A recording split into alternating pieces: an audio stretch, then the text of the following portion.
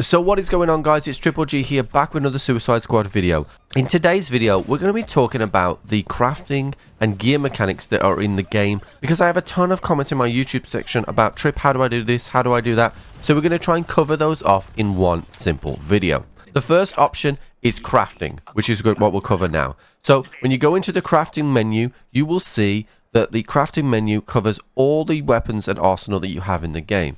And as you go into each one, you will see that you have a number of things that you can craft, all the way up to legendary and notorious. Now, in order to get these recipes, you need to find these out in the world, or find these recipes by doing activities within the game.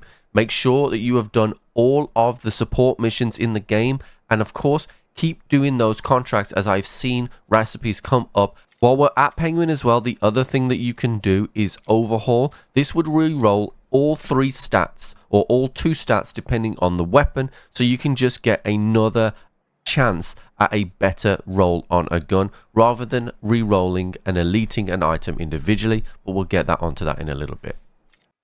So the next station we're going to talk about is Toyman. Now, Toyman is the station that you're going to go and visit the most. You can do 2 things. You can modify and you can elite items.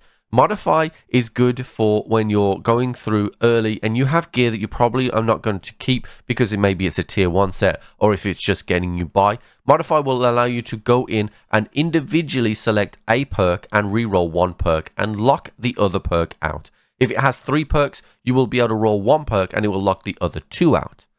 Eliting, though, is something that you will get by unlocking the support missions. Once you have done this, you can go in and elite an item.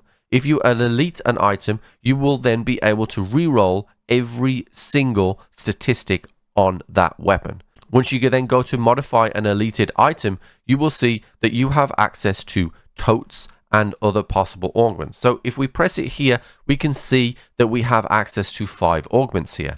But if I press activate totes, I can then roll for a specific thing, and then I get a chance of getting something that was within 2 or 3.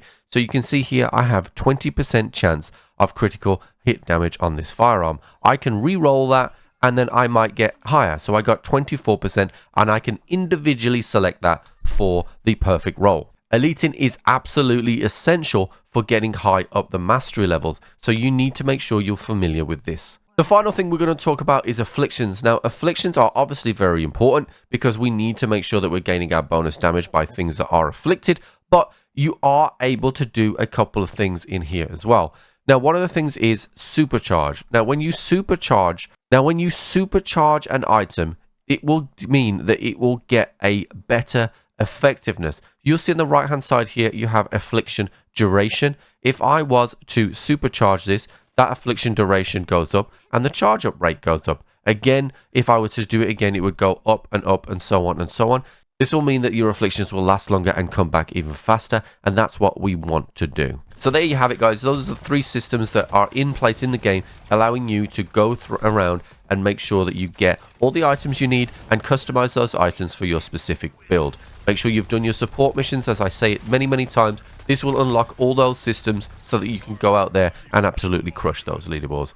Guys, that's it for today's video. If you have enjoyed this video, please consider subscribing to my channel or join me over on stream. I stream 6 times a week, and otherwise, I'll catch you on the flip.